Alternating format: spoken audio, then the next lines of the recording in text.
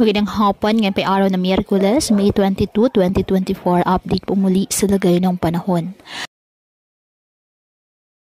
Ayon sa Pag-asa, easterlies pa rin ang nakaka-apekto sa ating bansa.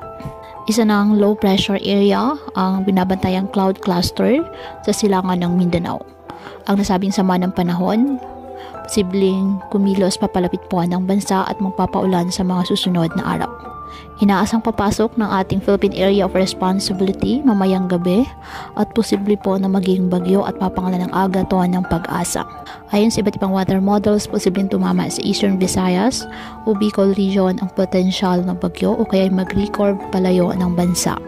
Posibleng magpaulan sa silangang baybayin ng bansa ang low pressure area sa araw po ng Biyernes. Ngayong araw, asahan pa rin po ang generally maliwalas na panahon, mainit at malinsangan sa halos buong bansa. Maliban na lamang po sa tsansa ng mga localized thunderstorms. Kaya patuloy pa rin po natin na pinag-iingat ang ating mga kababayan sa banta pa rin ng mga posibleng pagbaha at pag-uho ng lupa lalo na kapag may malalakas na ulan, at ugaliin po na magdala palagi ng payong o kahit anong panangga sa ulan, hindi ka naman po sa init ng araw kapag lalabas ng ating mga tahanan. At yan po muna ang update sa lagay ng panahon ngayong araw. Muli patuloy po tayo na mag-ingat at palaging tandaan, God loves you. Stay safe and God bless.